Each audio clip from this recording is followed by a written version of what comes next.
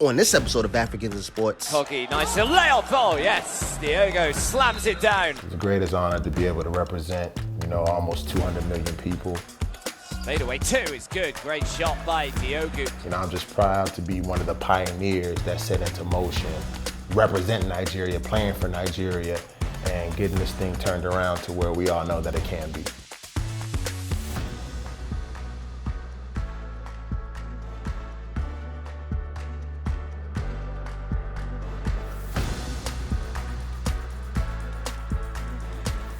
What's up, African sports fans? Welcome back to another episode. I'm your host, Chris Kosizi Strong, and today we're in the Valley of the Sun, Pheonix, Arizona, to sit down with Nigerian basketball player Ike Diogu. Ike, what's going on, bro? How you doing, man? Nice to meet you. man. Nice to meet you too, man. Welcome to the show. Thank you. Thanks How for you having been? me. I've been good, man. I can't complain. Yeah? Yeah. Pheonix living, how is it? Pheonix is great, man. I went to school here. I went to Arizona State University. So I've been in the Valley since 2002. The city welcomed me with open arms. I went to high school and stuff in Texas. So I still run back and forth between Arizona and Texas. Okay. Now, your parents are both born and raised in Nigeria, and they came to the States. Tell me a little bit about your parents and why they came here. My parents, all my family is from Nigeria. Even my brothers were born in Nigeria. My parents immigrated to the U.S. For education purposes. My dad got a scholarship to the University of Buffalo to study his doctorate degree in philosophy, and came over in 1980, I believe, and we've been in the U.S. ever since. With a degree in hand, Ike's father moved the family from Buffalo, New York to Garland, Texas, a hotbed for grooming future NBA stars. All the boys were athletes. Okay. So my brothers played football. One of my brothers played at the University of Texas. He was a wide receiver. My other brother was a tight end at the University of Tennessee. And coincidentally, in 1999, he won the national championship right here in Arizona at Sun Devil Stadium, which I ended up going to school at. Tell me a little bit about growing up in that household. Were you guys a traditional Nigerian family? Yeah, we were a traditional Nigerian family. I tell people all the time that I grew up in the U.S. as a Nigerian. Like, I went to Nigerian church.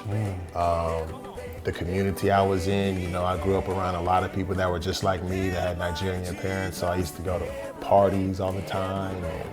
And, I grew up around with people who were just like me.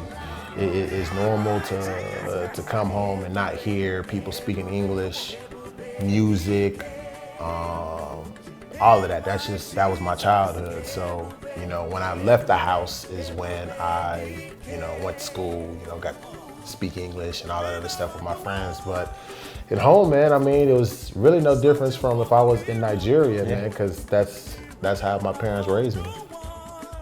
Take me back to the beginning of this entire basketball journey. Where does it begin? It begins in Garland, Texas. That's where I grew up. I grew up in Garland, Texas, a suburb of Dallas.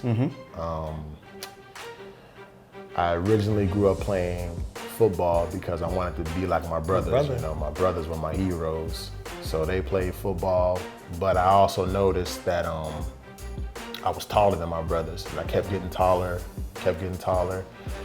Initially, I didn't really like basketball because I really wanted to play football. I wanted to go to the NFL, be a tight end like my brother. But just fell in love with the game of basketball, man, and that's where it all started, in Garland, Texas. I was extremely raw when I came to Garland, and then I left Garland, pretty skilled, so to speak. So my coaches, Coach Soroy, Coach Harper, they always worked with me, always made sure I stayed in the gym. My teammates, obviously, but yeah, I had a lot of fun at Garland. I had a lot of fun at Garland High, man, because coming in as a freshman, 6'4", and leaving senior 6'9", I just never would have imagined that I would have made the jump that I made. I think what made me stand out is I was able to be a bruiser type player, but I was also skilled. So I think that set me apart from a lot of people because I could bang with the 300-pound center or whatever, but I could also play against the shifty power forward like Chris. Yeah. So, I played both On Selection Sunday, Ike chose Arizona State University. He excelled despite being an undersized power forward at just 6 feet 9 inches. Through sheer power and will, Ike was named to the Pac-10 All-First Team in each of his first 3 collegiate seasons. What were some of your best moments or favorite moments from just your time at Arizona State? Man, what I tell people the most about Arizona State really was my teammates, because those are still my brothers today. I mean, there's a select group of guys, it's like 4 of us. I met them when I came here and we're still close to this day. So that, to me, not even the basketball part, that was the best part, is just meeting guys that are brothers for life. It's draft night and you get drafted. Take me from the beginning of that day to the end of that day. The day started off like any other day. I woke up, I was in Garland at the time at my house. I wasn't even in New York. I decided to stay in Garland. And went to the gym, worked out, and then South Garland, my rival high school, had open gym. So I actually went to go open gym and I went to go play. Played there. After I finished, there was some small kids that came up to me that were like, hey, I thought you put your name in the draft. I said, I did. Well, how come you're not in New York? I was like, because I wanted to be here. And they were like, man, you lying. And I was like, all right. I was like, all right. So I was like, how about this? I said, come see me tomorrow. If tomorrow I don't get drafted, then I've made like some small bet. It was like some small kids. And they were like, yeah, all right. So went back home. My best friend came over at the time, and my aunt and my uncle came over. They watched it in the other living room at my house with my mom and my dad. And then I was in the living room with my brother and my best friend. And we watched the draft. Got to the number 9 pick. I knew that's the highest I could go. So the number 9 pick, Golden State Warriors select Ike Diogu, Jr. out of Arizona State. Yeah, I've never seen my parents scream so loud, and my uncle, who's really reserved, he was happy. So that to me was more exciting than, I guess, anything else, was just seeing how happy everybody else was. Oh man, I can't even imagine. So then the next day you get to fly out to the Bay, and then it's happening. Flew out to the Bay, man, meet the legendary Chris Mullin, Mitch Richmond. I mean, it was pretty cool, man. It was pretty cool. What's that thought process like when you're trying to decide, do I stay in school or do I leave and go to the NBA? Do I get my dream job or do I finish my degree? Well, it is a tough decision, you know, because like I said, my friends, I had been here for the past 3 years. I mean, we had literally done everything together. We had gone through the fire together. And all of them were just like, man, Ike, listen, you gotta go, man. You gotta go. As much as we want you to come back, man, you gotta go. Then I also had another homie. He was from San Jose. He was just a regular student, but he was a guy he was one of my best friends too, who I hung around with all the time. Like, aside from the basketball team, this was the one guy you always saw me with. Yeah. And I talked to him, and he said the same thing. He was like, D, man, that's what they call me, D. He was like, D, selfish reasons, man. I want you to come back so we can have a blast senior year, man. He's like, but you gotta go, man. And he's from the Bay Area too. Yep. So he was like, it would be crazy if you went to the Warriors. How would you describe your NBA career moving from that point on?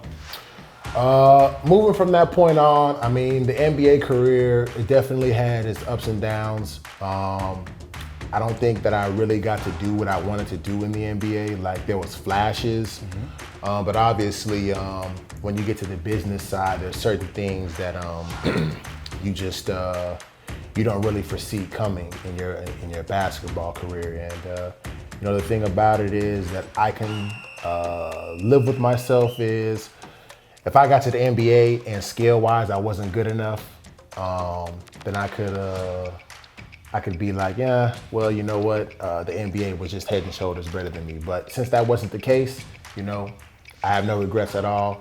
I had some big games in the NBA, you know. So, and then the other thing is, you know, the NBA is not the only league in the world. 夹击，这球夹击啊！迪奥古的三分球，进了。 Once you get out of the NBA, you know, the security of being able to be in one place is out the window. So once you come overseas, for the most part, it's a 1 year deal. So 1 year you got to show and prove, and then you know you're gonna be on to the next stop. So that's just the way the business works, and you got to be able to handle adversity, or else you know they'll cut you and bring in somebody else. Some contracts aren't guaranteed, so you got to come in, you got to know what you're doing, you got to produce, or else they'll bring somebody else in. Life is always gonna throw a curveball at you. I don't know nobody in life, I don't care if you got $1 billion or whatever, that just didn't go through the struggle. Right. So you got to go through the struggle, you know, to reach the top. Fadeaway 2 is good. Great shot by Diogu. It's the greatest honor to be able to represent, you know, almost 200 million people. Growing up, I can't say that if I ever envisioned being able to represent the country of Nigeria like I am, and especially being a captain. So it's the highest honor to me. When I was in the NBA, there was always stuff that I had to do in the summertime. And so finally in 2011, I was just like, you know what, I'm playing no matter what. I'm playing no matter what. Because there's also a lot of uncertainty when it comes to representing Nigeria. Like, a lot of teams don't want you to, at least during that time, a lot of teams just didn't really feel comfortable with you representing Nigeria for whatever reason. Is it safe down there? Is it this? Is it that? So they just would rather you not do that. So take me back to the 2015 AfroBasket tournament. That was a pretty cool experience for you too. It was a cool experience. It was bittersweet because I was injured during that whole time. I ended up tearing my calf muscle. So that was a really, really, really talented team. Probably people will say that was the most talented team that Nigeria has ever put out. Tell me about playing alongside of so many other American Nigerian players on the team. I mean, like I said, you know, they're all like me. Grew up the same way, eat the same type of food. And we've all come together for one collective goal, and that is to take Nigeria to heights that it has never seen before on the basketball floor.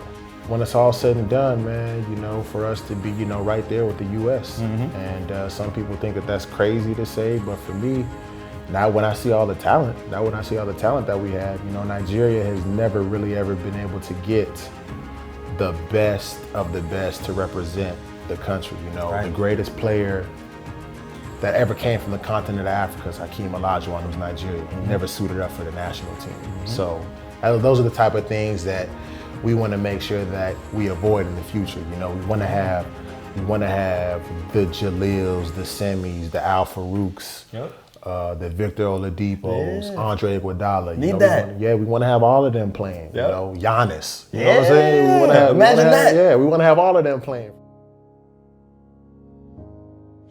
And we feel like right now is kind of like the golden age of Nigerian basketball. You know, we don't play on the national team for any type of glory or anything. You know, we play because we want to be here, and we want to get Nigeria to where it has to be. You know, in the league, you got all these first-class amenities, just everything is just great. So you can, you know, when you go to your room, you can really duck off into your own world.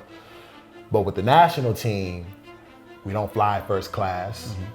So sometimes we might not, in years past, I mean, things are getting better. In years past, we haven't always stayed in the best hotels.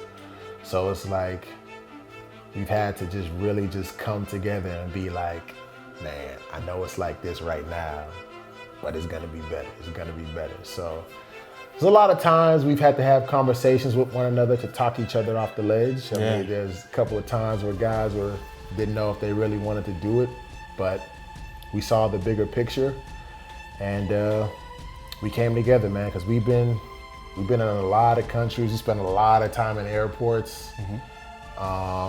And it hasn't always been great, but then when we look back on it, it's like, man, it was all worth it. It was all worth it.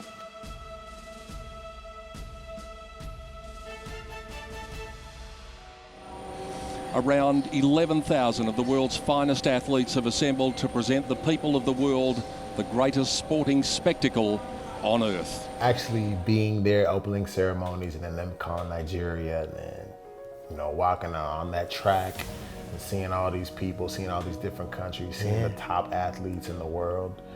And you're always surprised that the people that know who you are. Somebody from, I don't know, Germany or Jamaica, just, hey man, I saw you guys in the African Championship, man, you guys were just killing it, man, you know. Or, so I think it's pretty cool, man. It's really awesome. How confident do you feel like about really competing this year and making a run? I feel very confident. We're gonna make some noise this year. This is the year. You know, we've learned from past tournaments. You know, we were right there in the World Championships last year in the summertime. So, you know, I think this is the year that we make that step and we take not only Nigerian basketball, but African basketball to new heights. You as a pioneer for the Nigerian basketball team, what do you think you've brought to the culture to kind of move it along forward? I think just preparation, the way that we prepare. I think there was a time when essentially, you know, we were just rolling the balls out and just playing and just hoping, you know, just hoping for the best. And on the professional level, it takes more than just playing hard. You know, we're all gonna play hard, but I don't wanna say they didn't wanna do it, but they just didn't know. They just didn't know what to do as far as like really preparing for your opponent. And I think that our group collectively, we've done a good job of enforcing and saying, hey, listen, these are all guys that have came from winning backgrounds. And so they know what it takes to win, and they know what it takes to be a champion. So everybody just throws in their input, and then we take it to the top and say, hey, listen, you know, in order for us to get to that level that we all want to get to, we need X, Y, and Z. Diogu. Oh, the great pass. There's so many talented Nigerians just all over the world, not even in the US. And I mean, just look on the draft boards, look at the top 100 players. You're gonna see about 4 or 5 Nigerian names in there. So yeah, it's a lot of guys that are coming.